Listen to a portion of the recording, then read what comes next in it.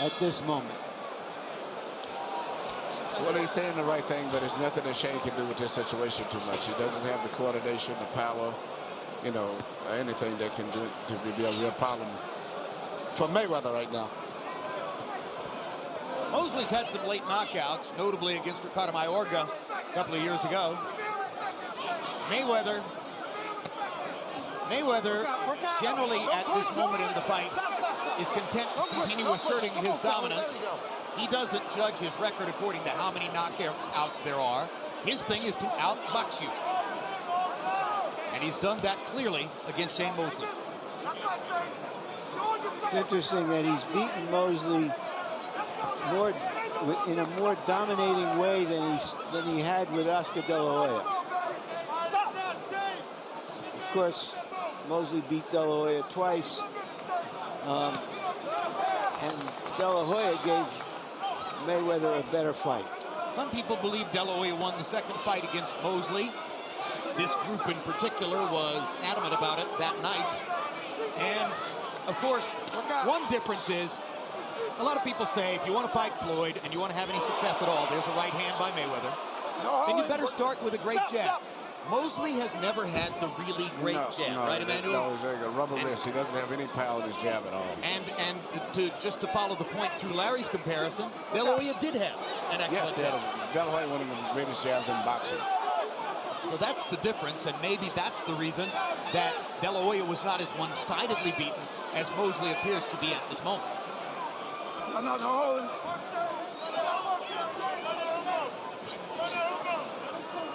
Stop.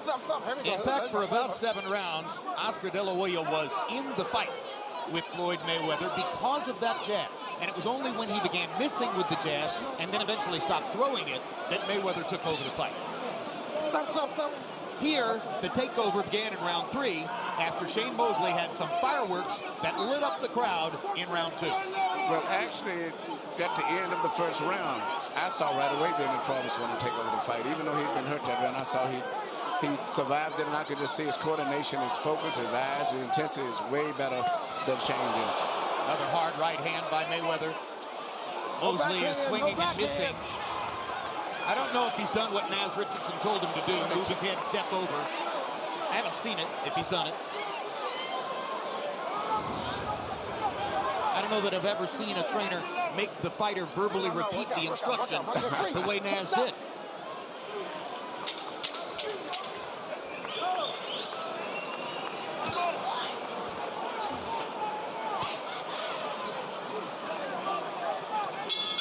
Well, we're 1 round away from what would appear to be the 41st consecutive victory of Floyd Mayweather's unbeaten career. Ladies and gentlemen, from the MGM ground, this is round 12. Final round. Hey, fellas, keep it clean.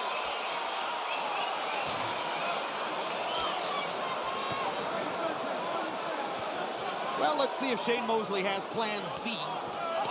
In front. Mayweather's round-by-round winning streak ever since the second round continues on Harold Letterman's unofficial scorecard.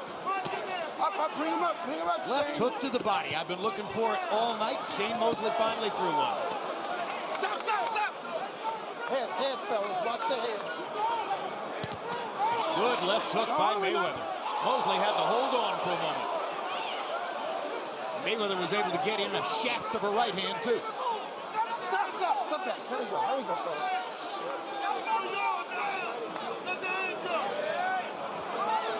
Come on, work out. Stop.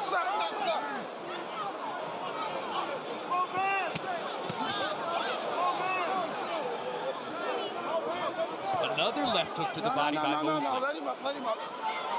All right, step back. Work out, fellas. Come on, work out. Stop. Come on, fellas, stop the wrestling. Come on now, let's go. Stop.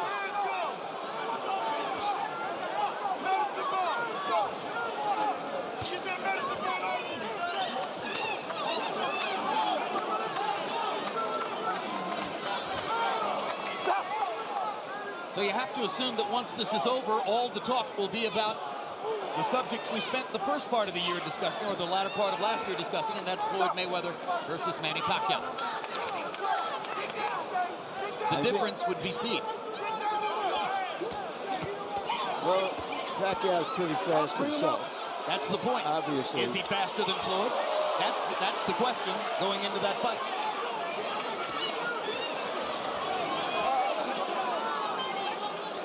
Ever since the moment in 1992 when Vernon Forrest upended him in the Olympic trials and prevented Shane Mosley from going to the Barcelona Olympics, where he was expected to be shoulder to shoulder as a star with Oscar De La Hoya, Shane Mosley has been fighting for recognition, fighting for singularity, fighting to try to get the public to see him as the star which many people in boxing saw him as. This was the chance. This was the forum. But the question now, did it just come too late? Or is it a situation where Shane Mosley, like every other one of the opponents who preceded him, discovers that Floyd Mayweather's skill level, Floyd Mayweather's conditioning, Floyd Mayweather's application to the sport is at this moment unique. And he stands alone. Shane Mosley's body of work over 18 years will stand the test of time. Tonight, it could not stand against a younger, better fighter. How you feel, man?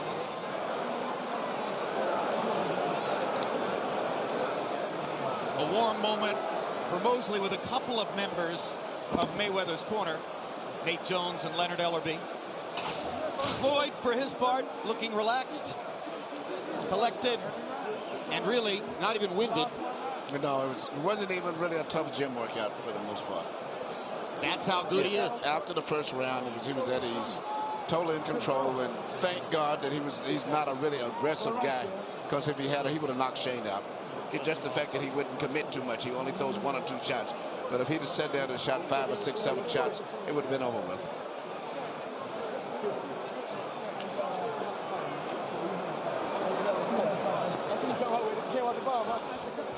Let's take a look at a string of highlights from throughout the fight, and it's something of a one-note tune with the exception of the second round. So in case somehow you joined us late, let's take a look back. First round was a war of nerves. Not much happened. Shane Mosley landed that big right hand in the second round, and Mayweather immediately grabbed the right hand.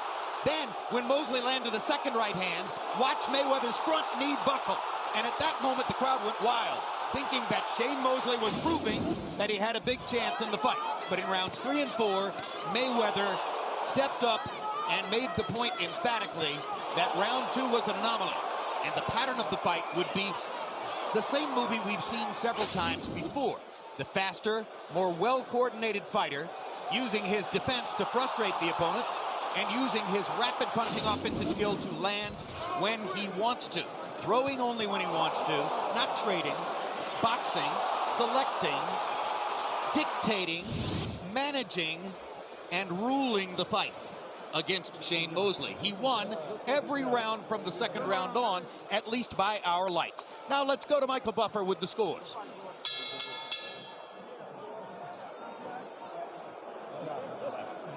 From the MGM Grand, we go to the scorecards. Adelaide Bird and Dave Moretti score the bout 119, 109. Robert Hoyle, 118 to 110. All to the winner by unanimous decision. Still undefeated, Floyd Money